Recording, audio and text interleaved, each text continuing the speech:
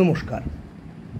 আজ আমরা যে কবিতাটি পড়ব সেটি মাইকেল মধুসূদন দত্ত রচিত একটি বিখ্যাত সনেট কবি।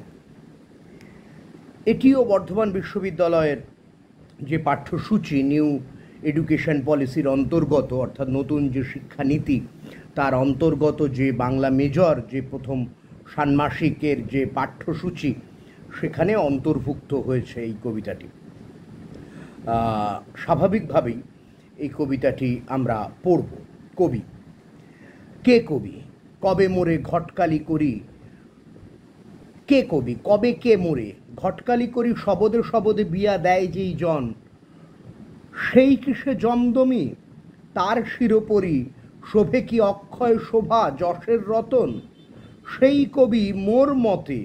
এতক্ষণ তিনি প্রশ্ন করছিলেন, এবার তিনি উত্তর দিচ্ছেন। সেই কবি মোর মতে কল্পনা সুন্দরী, যার মন কমলেতে পাতেন আসন, অস্তগামী ভানুপ্রভা সদৃশ বিতরী, ভাবের সংসারে তার সুবর্ণ কিরণ, আনন্দ আক্ষেপ ক্রোধ যার আজ্ঞা মানে, অরণ্যে কুসুম ফোটে যার ইচ্ছা বলে, নন্দন কানন হতে যে সুজন আনে, পারিজাত কুসুমের রম্য পরিমলে, মরুভূমে তুষ্ট হয়ে যাহার ধ্যানে, বহে জলবতী নদী মৃদু কলকলে।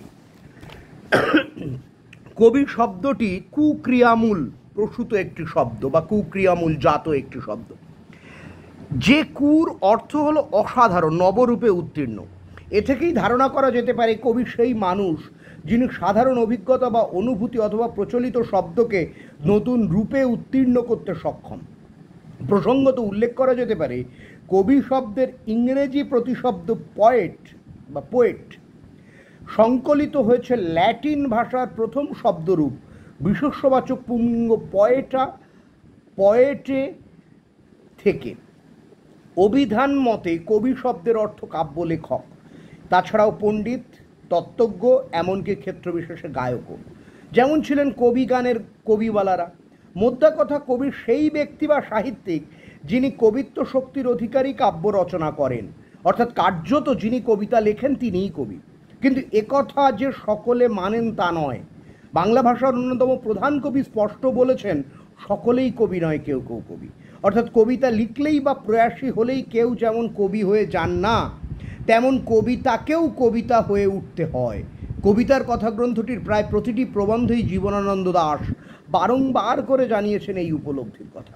আর সাহিত্য সন্দর্শনে কবিতার সংজ্ঞা নির্মাণ করতে বসে শ্রীশচন্দ্র দাস বলেছিলেন, বাহিরের জগতের রূপ রস গন্ধ স্পর্শ শব্দ বা আপন মনের ভাব ও কল্পনাকে যে লেখক অনুভূতি স্নিগ্ধ ছন্দবদ্ধ শিল্পসম্মত তনুশ্রী দান করিতে পারেন, তাহাকেই আমরা কবি নামে বিশেষিত করি। কিন্তু এদের অনেক আগে এক অর্থে আধুনিক বাংলা কবিতার প্রথম সার্থক শিল্পী অথবা বাংলা গীতি কবিতার প্রকৃত প্রস্তাবে প্রথম ঋত্বিক মাইকেল মধুসূদন দত্তকেও বস্তুত তার সর্বশেষ মৌলিক সৃষ্টি অর্থাৎ চতুর্দশপদী কবিতাবলী রচনাকালেও একাধিকবার মগ্ন হতে দেখা গেছে কবি এবং কবিতার সংজ্ঞা নির্ণায়ক রূপরেখা নির্মাণে। 1865 সালে ফ্রান্সের ভার্সাইতে বসে পাশ্চাত্য আদর্শে বাংলা সনেট রচনার সময় থেকে একাধিক সনেটে এই অন্বেষণে যেন অস্থির মধুসূদন। কোনো কবিতায় প্রশ্নে আকুল হয়ে তিনি বলছেন, কেনা জানে কবিকুল প্রেমদাস ভবে, কুসুমের দাস যথা মারুত সুন্দরী, ভালো যে বাসিব আমি এ বিষয়ে তবে এ বৃথা সংশয় কেন। কখনো কবিতা শিরোনামের সনেটে জিজ্ঞাসু হয়ে উপর্যুপরি জানতে চাইছেন, অন্ধ যে কি রূপ কবে তার চক্ষে ধরে, নলিনী রধিলা বিধি কর্ণপথজার, লভে কিসে সুকবু বিনার সুস্বরে। আবার কখনো স্বীয় কল্পনাহীনতার জন্য আক্ষেপ ঝরে পড়ছে তার কণ্ঠে, লও দাসে রঙ্গে সঙ্গে রঙ্গে হেমাঙ্গী কল্পনে, বাগদেবীর প্রিয় সখী ভিক্ষা করি, হায় গতিহীন আমি দৈব বিড়ম্বনে, নিকুঞ্জ বিহারী পাখি পিঞ্জর ভিতরি। এছাড়াও কৃত্তিবাস, কাশিরাম দাস, জয়দেব, কালিদাস, ঈশ্বরচন্দ্রগুপ্ত, কবিগুরু দান্তে, কবিবর আলফ্রেড টেনিসন, কবিবর ভিক্টর হুগো, বাল্মীকি প্রমুখদের নিয়ে অথবা মিত্রাক্ষর, রামায়ণ, নন্দনকানন, বঙ্গভাষা ইত্যাদি সনেটেও মহাকবিদের পাশাপাশি অবিরল এসেছে কবিতা রচনা সম্পর্কিত একাধিক প্রশ্নাকুল নিবেদন প্রবণ প্রসঙ্গ। কিন্তু সবচেয়ে বেশি প্রশ্ন প্রতর্ক তুলেছেন কবি শিরোনামের চতুর্দশপদীটিতে। কিন্তু তুলছেন কেন? সম্ভবত এই প্রণোদনার উত্তর পাওয়া সম্ভব তার সমকালের দিকে তাকালে। ভারতচন্দ্র উত্তর অর্ধশতকেরও বেশি সময় পর কুয়াশাচ্ছাদিত বাংলা কবিতার আকাশে যখনও দেখা নেই কোনো পরিবর্তনের ক্ষীণ সম্ভাবনারও, মধুসূদনের আগমনের সেই মাহেন্দ্র খণ্ডটির দিকে তাকালে দেখতে পাওয়া যাবে অলঙ্কার বহুল শব্দ রাশি এবং যেন তেন প্রকারেণ অন্তমিল দেওয়ার যোগ্যতাই তখনও পর্যন্ত কবিতা রচনার সাফল্যের মাপকাঠি। কবিওয়ালাদের করতলে আমলকির মতো বন্দি বাংলা কাব্য প্রতিমার মুক্তি সুদূর পরাহত। সেই সময় অনেক অপচয়ের পর মাতৃভাষায় কাব্য রচনার জন্য কালির দোয়াতে কলম ডোবাতে মনস্থ করা মাইকেল মধুসূদন দত্ত কিন্তু দাশরথী রায়, ভোলা ময়রা, অ্যান্টনি ফিরিঙ্গি বা সমসাময়িক পূর্বজ ঈশ্বরগুপ্তর পায়ে পায়ে তৈরি পথ চলার রাস্তা ধরে এগোতেও নিমরাজি হতে পারেননি কখনো।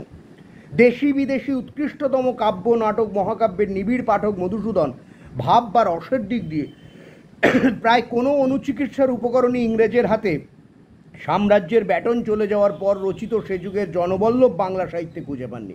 তার পক্ষে সম্ভবও ছিল না। তার রুচি এবং বেড়ে ওঠার মধ্যেই ছিল এই কার্য ও কারণ। আসলে বাংলায় লিখতে শুরু করার পর বা আগে থেকেই কবিতা কী এবং কবি কে এই প্রশ্নে তিনি যে তীব্রভাবে আলোড়িত ছিলেন এর জন্য কোনো সাক্ষী সাবুত পাথুরে প্রমাণের প্রয়োজন পড়ে না। কারণ নিজস্ব পথ নির্মাণের প্রচেষ্টায় নিরন্তর তাড়িত পীড়িত দগ্ধ না হলে তার পক্ষে নিদর্শনের মতো অনন্য নিজস্ব ছন্দ এবং ভাষাশৈলীর নির্মাণ সম্ভব হতো না। জীবনী পড়তে বসলে বা তার কাব্য নাটক মহাকাব্য পাঠের বিবরণ এবং সেই সম্পর্কিত মন্তব্য সম্বলিত তীক্ষ্ণ চিঠিপত্রগুলি পড়তে বসলে বোঝা যায় একজন অতি উন্নত রুচির সাহিত্যবোদ্ধা ও অকুতভয় সমালোচক তার মধ্যে জেগে থেকেছে অতন্দ্র।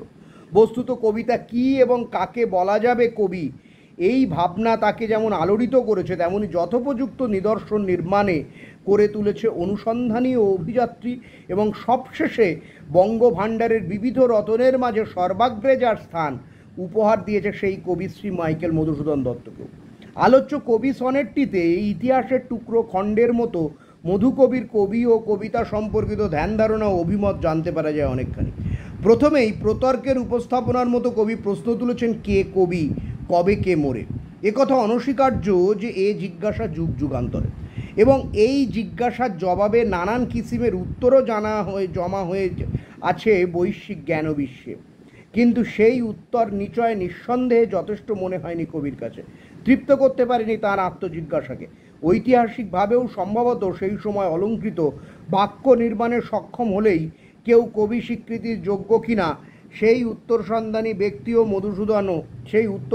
ব্যক্তি মধুসূদনও পৌঁছতে পারেননি কোনো স্থির সিদ্ধান্তের বদ্বীপে। তিনি উত্তর খোঁজার চেষ্টা করেছেন চটকদারি মোহিনী বাঘ বৈভবের অতিরিক্ত যে আশ্চর্য মায়ার জগৎ, অলৌকিক এক ভিন্নতর বিশ্ব স্বভাব নৈপুণ্যে অবলীলায়। তিনি উত্তর খোঁজার চেষ্টা করেছেন চটকদারি মোহিনী বাঘ বৈভবের অতিরিক্ত যে আশ্চর্য মায়ার জগৎ, অলৌকিক এক ভিন্নতর বিশ্ব স্বভাব নৈপুণ্যের অবলীলায় তৈরি করতে পারেন প্রকৃত লেখক বা কবিরা। তা সম্ভব হয় কিভাবে? পাঠক জানেন সনেটটির প্রথম অষ্টক রচিত হয়েছে শেক্সপিয়রীয় এবং শতক অংশটি পেত্রাকীয় রীতিতে। মিল বিন্যাস ক খ ক খ ক খ ক খ গ ঘ গ ঘ গ ঘ এবং কবিতা রচনার অবিকল্প উপাদান যেহেতু শব্দ, তাই যেন মধুসূদনও তার যৌক্তিক উপস্থাপনার সূচনা করেছেন সেই শব্দ সংযোজনার সূত্রেই। নিজের তোলা প্রশ্নের উত্তরে নিজেই বলেছেন, ঘটকালি করি শবদে শবদে বিয়া দেয় যেই জন, সেই কি সে জমদমি। আসলে কবি যশ প্রার্থীর সকলেরই তো একমাত্র আয়ুধ অথবা অবলম্বন বলতে অনাদিকাল ধরে গড়ে ওঠা শব্দের ভাণ্ডার। সেখান থেকে বেছে নেওয়া শব্দ গেথেই তো নির্মাণ করতে হয় কবিতার শরীর। মনে হতেই পারে কি এমন নতুন কথা জিজ্ঞাসা করছেন মধুকবি। এখানে আসলে মধুকবির শব্দচয়নের মধ্যেই নিহিত হয়ে থাকে কাঙ্ক্ষিত প্রত্যুত্তরটি।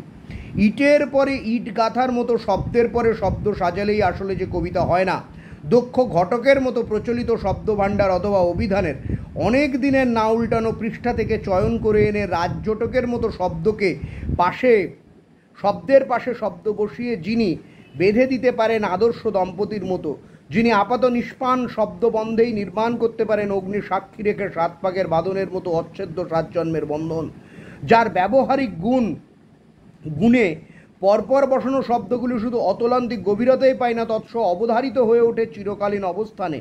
আসলে মধুসূদনের মতে তিনিই একমাত্র কবি শিরোপার যোগ্য। তাঁকেই জমদমি বলে আখ্যায়িত করছেন তিনি। কেননা কবি হয়ে উঠতে পারার কৃতিত্ব একবার অর্জন করতে পারেন যে জন, সেই কীর্তিমান সেই মুহূর্তেই অতিক্রম করে যান মৃত্যুকে। আর অমরত্বকে গ্রাস করবার ক্ষমতা মৃত্যুর দেবতা স্বয়ং যমরাজেরও আর থাকে না। যেন সেই জন্যই এরপরেই মধুসূদন আবার প্রশ্নচিহ্নের অনুষঙ্গে নির্মাণ করছেন উত্তরবোধক আরেকটি বাক্য। তার শিরোমণি শোভে কি অক্ষম শোভা যশের রতন। বৈয়াকরণিক হয়তো বলবেন শিরোমোপরি, অর্থাৎ মাথার উপর শব্দটি অশুদ্ধ, শিরঃ যুক্ত উপরি, শিরো উপরি হওয়া উচিত।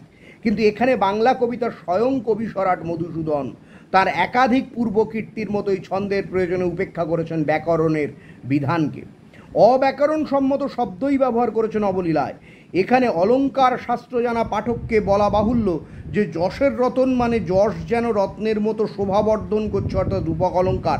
আর সেই অলঙ্কারের আতিথ্যেই যেন মধুসূদন বুঝিয়ে দিচ্ছেন কিভাবে অমর হয়ে যান একজন কবি, একজন প্রকৃত স্রষ্টা।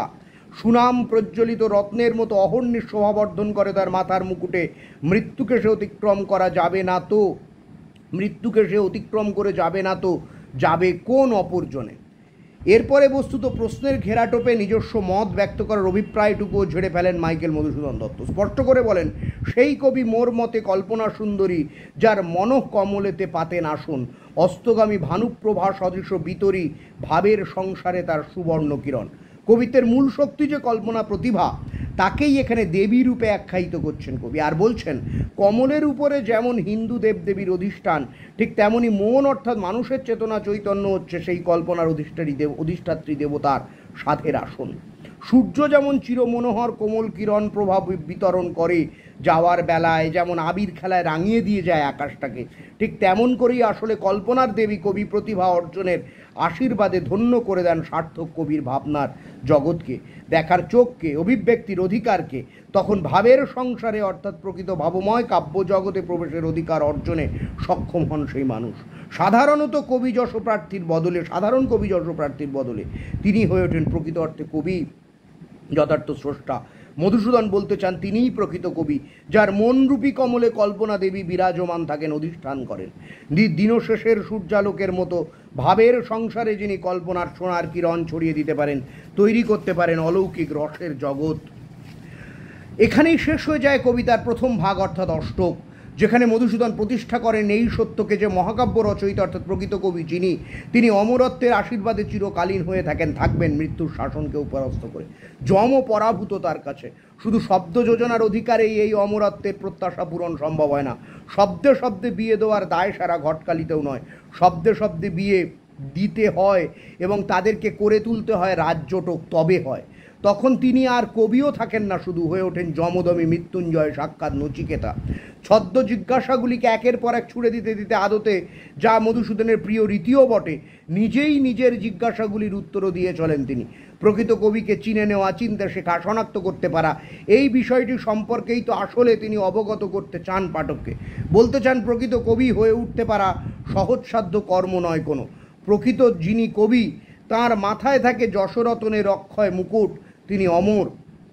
শুধু কবি সুলভ শব্দে শব্দে বিয়ের অভ্যাসবশত ঘটকালিতেই পাওয়া যায় না এই অক্ষয় যশ। কিন্তু বক্তব্য উপস্থাপনের প্রয়োজনে মধুসূদনকে যেতে হয় আরও গভীরে। ভাবময় জগতের অলৌকিক উপস্থাপনার কথা বলেই বিরত থাকতে চান না তিনি। শেষ ছটি চরণে মধুসূদন প্রসঙ্গ পারেন মানুষের আবেগ ও অনুভূতিগুলি। কারণ এই অনুভূতিগুলি যেমন কবিকে দিয়ে কবিতা লিখে নেয়, তেমনি সেই আবেগময় পরিবেশনার আলিঙ্গনে ধরা দিতে পাঠককে, শ্রোতাকে উৎসাহিতও করে। মধুকবি বলেন, আনন্দ আক্ষেপ ক্রোধ যার আজ্ঞা মানে, অরণ্যে কুসুম ফোটে যার ইচ্ছা বলে, নন্দন কানন হতে যে সুজন আনে, পারিজাত কুসুমের রম্য পরিমলে, মরুভূমে তুষ্ট হয় যাহার ধ্যানে, বহে জলবতী নদী মৃদু কলকলে। তিনি বলতে চান, যার লেখনীর শাসনে আনন্দ, আক্ষেপ, ক্রোধ ইত্যাদি অনুভূতিগুলি বশীভূত, যার আজ্ঞায় এরা সংযত কিন্তু বিকশিত, তিনিই হলেন যথার্থ কবি। তাঁর ইচ্ছেতেই যেন অরণ্যের কুসুম প্রস্ফুটিত হয়ে ওঠে। সেই সুজনী স্বর্গের নন্দন কানন থেকে পারিজাত কুসুমের রম্য পরিমল বয়ে এনে বিতরণ করে দেয় ধুলোময় পৃথিবীর ধরিত্রীপুত্র সহৃদয় হৃদয় সংবাদী পাঠকদের অনুভূতি প্রদেশে। ভুলে গেলে চলে না, প্রাচীন ভারতীয় রসশাস্ত্র কাব্য পাঠের আনন্দকে তুলনা করেছে ব্রহ্ম স্বাদ লাভের সঙ্গেই কেবল। মধুসূদন যেন বলতে চাইছেন, যথার্থ কবি হয়ে ওঠার জন্য চাই দিব্যদৃষ্টি লাভের সাধনা, চাই ধ্যানস্থ হওয়ার শক্তি। বিশ্বস্রষ্টা সেই ধ্যানে আততিতে অধ্যবসায়ে সন্তুষ্ট হলে যেন মরুভূমির বুকেও কল্লোলিত তটিনী প্রবাহিত করার সামর্থ্য দেন। আসলে কবিই তো পারে পাথরেও ফোটাতে ফুল, আসলে কবিই তো কেবল ঝড়ে ভাঙা তরিকেও পৌঁছে দিতে পারে কুলের কাছাকাছি। সম্ভবত মধুসূদন সমূহ প্রস্তাবনার শেষ লগ্নে এসে প্রতিষ্ঠিত করতে চান একটি সত্য, যে কল্পনা শক্তিই কবি বা কবিত্বের আদত এবং প্রধানতম উপাদান। ছন্দের চাকচিক্য, অলঙ্কারের আড়ম্বর দেখে কবির বিচার অনৈতিক ও ভ্রান্তিময়। কবিতার মতো অন্তরঙ্গ গৌরবে গরীয়সী শিল্পকলার বিচার বাহিরাঙ্গিক প্রসাধন কলার তুলাযন্ত্রে অসম্ভব। কল্পনা শক্তির সাহায্যে যিনি ভাব, রস, সৌন্দর্যের অলৌকিক জগৎ নির্মাণ করতে পারেন, তিনিই আসলে কবি। আর যিনি কবি, তিনি মৃত্যুর চেয়ে বড়। মরণ নামক এক প্রবল মাধ্যাকর্ষণেরও অনেক উপরে। এই সনেটে মধুসূদন যেভাবে আবিষ্কার করতে চেয়েছেন কবিত্বের সংজ্ঞা, যেভাবে বিবৃতির মধ্যে দিয়ে ধরতে চেয়েছেন কাব্য নির্মাতার প্রকৃত স্বরূপ, তাতে মহাকবির পাশাপাশি প্রবলভাবে উঠে এসেছে তার পরিশীলিত সমালোচক সত্তার পরিচয়টিও। তার সমসময়ে যে সমস্ত গতানুগতিক রচনা কবিতা নামে আখ্যায়িত হতো, যেগুলিকে তাঁর কাব্য মহাকাব্য মুগ্ধ দৃষ্টিতে কাব্য বলেই স্বীকার করা সম্ভব ছিল না, এবং সেই সুবাদের রচয়িতাদেরও গ্রহণ করতে পারা সম্ভব ছিল না কবি বলে। পাশাপাশি তাঁর কবি প্রাণ বিভোর হয়েছিল যে আদর্শ কবিতা রচনার স্বপ্নে। তাঁর মনে স্বপ্নের মিনারের মতো জেগেছিল কবিত্বের যে সমুন্নত আদর্শ। এই সনেটটির অনন্য অভিব্যক্তিতে একত্রে মূর্ত হয়ে উঠেছে সেই সমস্ত অনুভূতিগুলিও। কৌশলের সঙ্গে উপস্থাপন ভঙ্গির চমৎকার সঙ্গতি এই সনেটের অন্যতম বৈশিষ্ট্য। অষ্টকের মধ্যে দুটি স্বয়ংসম্পূর্ণ চতুষ্টকের উপস্থিতিও লক্ষণীয়। মূল প্রশ্নটি তুলে ধরা হয়েছে প্রথম চতুষ্টকে, দ্বিতীয়াংশে সংযোজিত হয়েছে তারই উত্তর। ষটকে তাই ব্যাখ্যাত হয়েছে অধিক বিস্তারে ইতিপূর্বে অষ্টকে উপস্থাপিত হয়েছিল যে বক্তব্য। বাংলা কাব্যজগতে এই সনেটটি নিঃসন্দেহে অনন্য এক সংযোজন। সনেটটি পড়লে বোঝা যায় কেন সমালোচকরা মনে করেন মধুসূদনের চতুর্দশপদী কবিতাগুলি শুধু বাংলা গীতি কবিতার প্রথম উদ্ভাস নয়, আদতে প্রথম সার্থক বাংলা গীতি কবিতাই। সনেট হওয়া সত্ত্বেও সুনির্দিষ্ট বর্ণ ও পংক্তির শাসন মেনেও এবং একাধিক সনেট ফরমায়েশে লিখতে হলেও যেভাবে এই সনেটগুলি ধারণ করে থাকে কবির ব্যক্তিক এবং একান্ত নিজস্ব আবেগ ও অনুভূতির মণিমুক্তগুলিকে, বুকের রক্ত এবং চোখের জলকে, এই সনেটটিও সেইভাবেই মূর্ত হয়ে আছে তার নিজস্ব বোঝাপড়া এক অর্থে তার মনের কথা। এই সনেটটিতেও সেইভাবেই মূর্ত হয়ে আছে তার নিজস্ব বোঝাপড়া এক অর্থে তার মনের কথা, যা প্রকাশিত হয়েছে একান্ত মধুসূদনীয় আত্মবিশ্বাসী অক্ষরমালার সুনিপুণ বয়ানে, যা বোধে ও বিশ্বাসে ব্যক্তিগত, উচ্চারণ ও অভিপ্রায়ে দৃঢ় ও অচঞ্চল, যে অনুভবের সূত্রে অবলীলায় জুড়ে যায় আধুনিক যুগের বাংলা কবিতার প্রথম শিল্পী মাইকেল মধুসূদন দত্ত এবং তার জন্মের ৭৫ বছর পর ভূমিষ্ঠ হওয়া বাংলা কবিতার চিরকালীন যুবরাজ জীবনানন্দ দাশের বোধের প্রাচীর। সকলেই যে কবি নন, একথা তার প্রবন্ধে জীবনানন্দ স্পষ্ট করে জানিয়েছিলেন। সেই একই কথা তার অনেক আগে এক অর্থে বাংলা গীতি কবিতার প্রথম আদর্শ নিদর্শন চতুর্দশপদী কবিতাগুলি রচনা করতে বসে আলোচ্য কবি নামের সনেটটিতে মাইকেল মধুসূদন দত্ত কম স্পষ্ট করে বলেননি, বড় মানুষরা বোধহয় সর্বকালে সর্বযুগে এরকম ভাবেই একই রকম ভাবেন। নমস্কার।